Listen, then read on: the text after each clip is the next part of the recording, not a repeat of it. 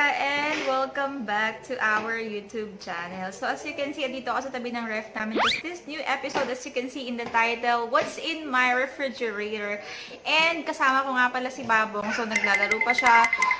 Ang gagawin namin, lahat nung makikita namin na pwedeng kainin ay kakainin din namin. Bukod sa makikita nyo kung ano nga ba yung laman ng aming ref. And before we start, I would like to thank you everyone who's following me because I already have 1,900 subscribers. Thank you kasi nakapasa na ako dun sa minimum requirement ni YouTube na 1,000 subscribers. And I would like to thank you all for your support.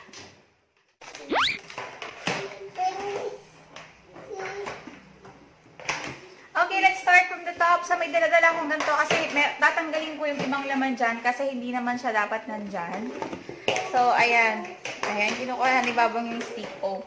So, at the top, ayun, meron tayong stick O. Sige, Babong, kainin mo na yung stick O. Ayan. And then, next is, meron ka pong great taste white cream pa. Actually, ang gusto ko yung coffee ko blanca, pero ito yung best ko ngayon na gusto namin kapihin. So, ayan. So, ilalagay ko lang siya dito kasi ayoko siya nang nasa ibabaw talaga. Nung nag-grocery kasi ako, dyan ko lang siya nilagay. Then, meron din kami instant ramen. So, hindi ko naman siya pwede kainin agad. Ito yung tang. Ilalagay ko rin siya dito. So, bigay lang sa amin to. Hi! And then, meron din tayong Lucky Me instant pancit canton. Pupuno na siya. And of course, we have Lucky Me chicken mami. Then, Lucky Me itlog. Hi, Terdy! Bigyan ko lang ng stick ko si Terdy. Hi, Terdy! Bigyan mo kayo. Etong Argentina sausage, ilalagay ko na rin siya dito para konti na lang nakalagay sa ibabaw ng ref. Argentina meatloaf, Argentina corned beef, and Argentina beef loaf. So, ayan. So, ito itatago ko na to doon para mag-healthy living tayo. Kasi, Mama! Yes. Masarap lang to pagka maulan. Kapag tinatamad ka magluto. Ayan. Nung nakikita niya, meron tayong dalawang box ng bola. Dati kasi ang gamit namin sa baby namin ay non-HW na yung isang latang ganito kalaki ay 1,000 plus. Sobrang mahal, di ba? Eh, itong Bonaki, nakakatipid kami. Wala pang 1,000 to. Isang kahon na siya. 2 kilos na siya. So, that's why. So, ito na lang yung iiwanan namin dito sa ref. Yan. Para hindi siya crowded. Yan lang siya. Okay? So, proceed naman tayo sa next part. Yung ating freezer. Wait lang. Wait lang po.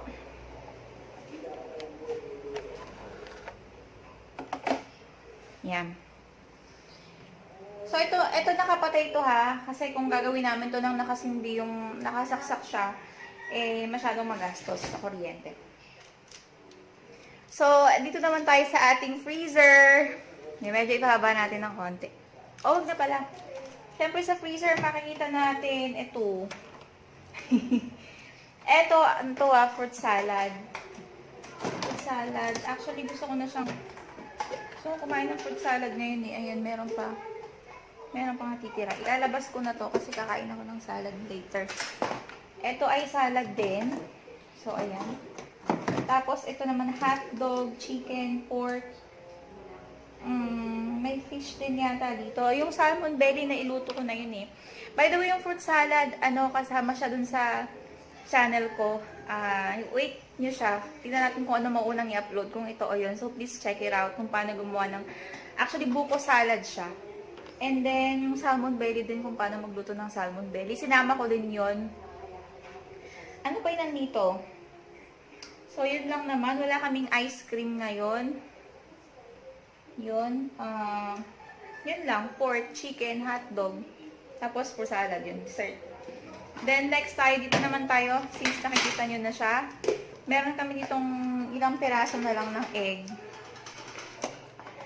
Ayan, konti na lang. And then, Eden cheese, palaman. Then, hinahalo ko din siya sa dessert, salad, ganon. Ayan.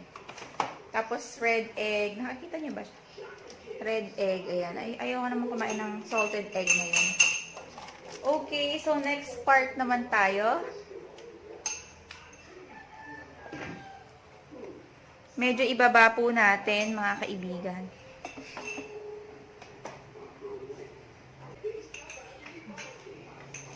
Hi! Kumakain kami ni Babong ng salad muna. Bong, halika rito. Subuan kita salad. Kain muna tayo.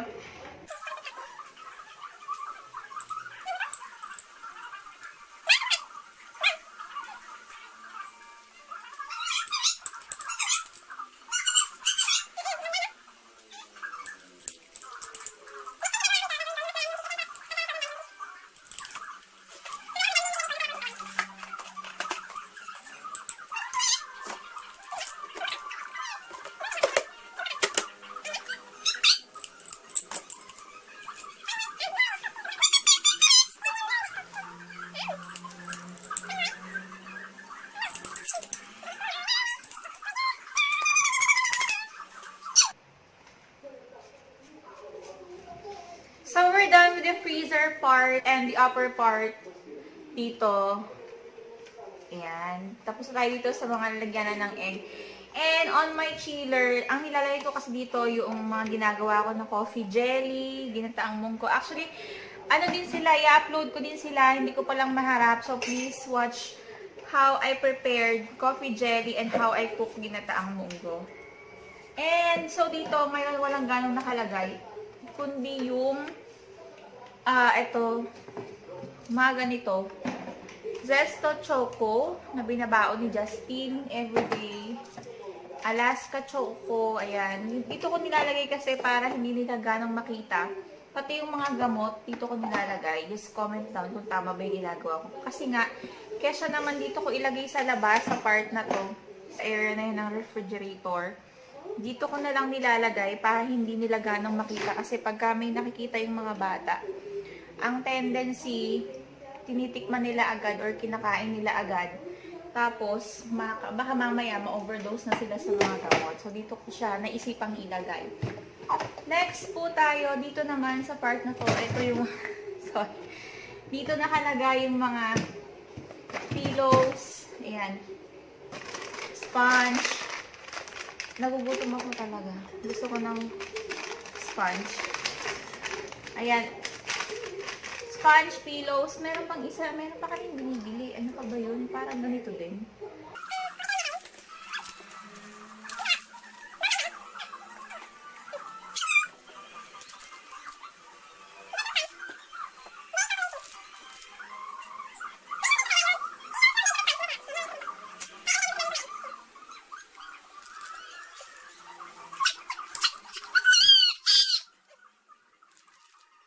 Nakikita ka ito mga pitchel lang ng tubig. Tapos doon sa gawin na yun, peanut brittle. Ayun. Tapos dito sa side ko, ito, Vitamilk, Sky Flakes, ito, Ladies Choice palaman. Ito buko to eh. Tapos ito Star Margarine palaman din. I wanna try this. You want this, Babong? Vitamilk. So, choco shake siya. Okay. So, inom muna tayo. Okay, Babong, saan mo gusto? Sa bottle o dito? Dito. Ayan, gusto niya sa bottle. So, ako na lang dito.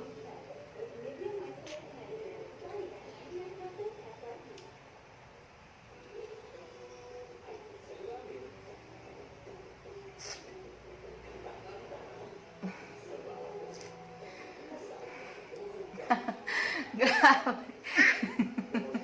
Siguro pinagagawa namin, no? Nagugutom kasi kami. So, ibaba pa nga natin ng konti. And sabi ko nga, there's nothing, there's nothing so special in this episode, kundi sasamahan nyo lang kaming kumain.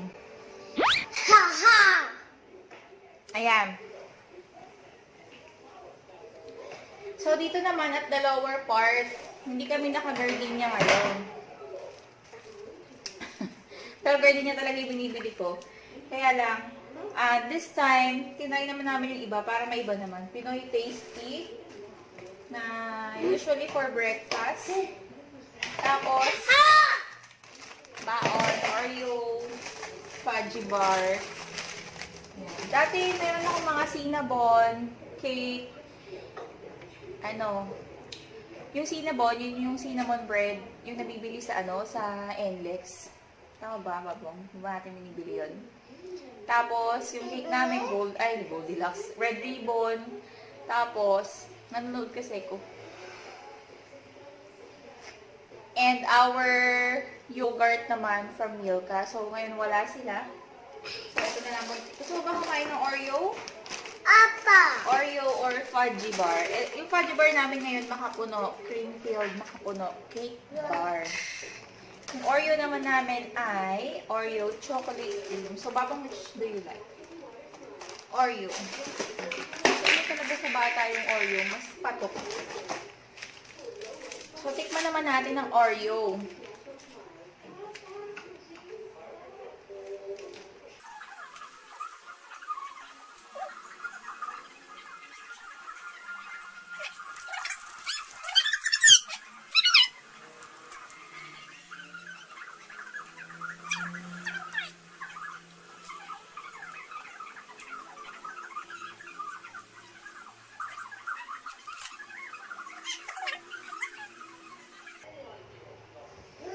So, next naman tayo, yung nakikita nyo na yun ay peanut brittle. Kasi, may time na bigla kaming umakit ng Baguio. So, meron kaming peanut brittle. And at the back of Babong, excuse me. Hello, tired day. So, ito yung salad ni Justin. Hindi pa niya naubos. Eto, meron naman kaming fruits dito. Actually, may banana tong kasama, nilabas ko lang kasi nga pagka nasa ref, mas mabilis siyang mahinog. So, itong apple ay kakaunti na lang kasi mahilig sa apple si Babong. Di ba, Babong? Yan. Ito namang orange ay si Terdy naman. Dito siya mahilig sa orange. So, get one orange and get one apple. Apple! Apple! Apple! What is So, I will get one orange for 30 naman. Kasi si Babong kaka-apple lang niya eh. Yan. Orange! May daw yung tray na to. Congratulations. Orange! Yan. Tapos, para siyang rose flower. Yan. So, ibalik na natin. Isama natin dito kaya yung kalamansi.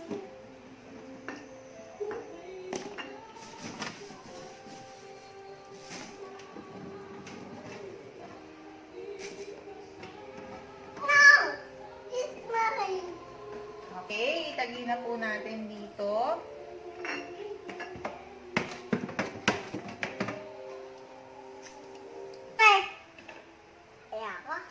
And on the lowest part of our refrigerator, ito yung paborito kong gulay, talbos ng ampalaya. Tapos, dito ko na nilalagay yung hikain sa ay! Ayun pang nebulize, naka-plastic siya. Tapos in case na kailangan may yellow hen, dito ko na lang nilalagay. Sa pinakababa kasi na nilalaro ng mga bata. At ngayon, titikman naman daw ni Babong ang Alaska Choco matapos siyang magsawa sa Vitamilk.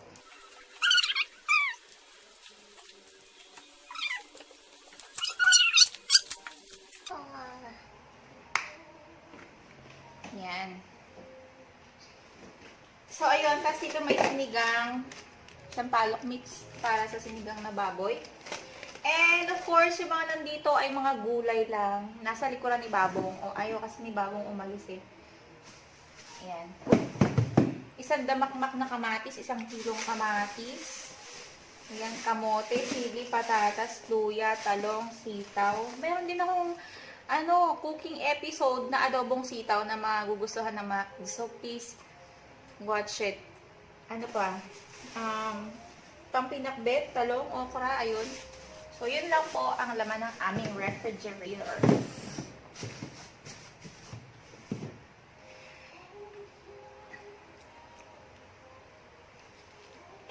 Anak ko si Mama. Anak daw. Alright, so let's close this now, Babong. Excuse me.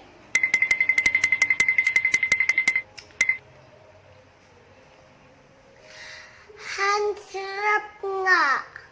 Gusto mo nga. No. Ano pala eh. Ayan. So, kakain na kami. Ang ulam namin ay sinigang na salmon belly. Excuse me, Babong. So, I will, So, that's all for today, guys. Thank you so much for watching us. And I hope you like this episode of What's in My Refrigerator. By the way, I would like to take this opportunity to thank you all, my subscribers, my followers. I already have 1,900 subscribers. Maraming salamat po. Actually, ang minimum requirement lang ni YouTube ay 1,000 subscribers and we already passed that. And before we end, I will just give 3 tips that you can follow. So, pwede itong maging way nyo para makakuha din ng 1,000 subscribers. Just number 1, just keep uploading videos considering your niche. So, just upload your videos. Kahit anong video yan na nagawa mo, it's your own craft. So, be proud, be confident. Kasi, pagka gumawa ka kasi ng everyday mong video, it will add on your watch hours. And your subscribers or your audience will actually, they are waiting for something new eh. So, they have something to watch. So, number 1, just keep uploading your videos. Number 2, don't forget to share your videos on your social media accounts. Facebook, Twitter, Instagram, Reddit, Imo, lahat, WhatsApp. Kung ano man yung meron kayo na pwede nyong ma-share kasi doon masusupport kayo ng family, friends, relatives, and acquaintances nyo. Lahat na makakilala nyo, pwede silang manood ng videos na ginagawa nyo. And they will be your number 1 supporters. Before you will be famous in YouTube, before you will gain other subscribers, they will be your first subscribers. Yan. And of course, tip number 3, don't be afraid to explore what news are on the trending ones. So, pwede nyo kasi silang i-follow kung ano man yung ginagawa nila. Pwede nyo din yung gawin nyo. Just like the current issues now, pwede nyo nang gawin nyo. Kasi, it might help. And if not, kung hindi naman yun yung niche nyo, if, for example, it's all about makeup, ano ba yung nagte-trending doon sa field ng makeup or sa field ng skincare, pampaganda ng buhok, pampakinis ng kutis, or whatever. So, just explore them and you will gain more subscribers. So, that's all for today. Thank you so much for watching. Hope you like this video and don't forget to click the subscribe button and hit the notification bell so that you will get notified every time I upload a video. Bye!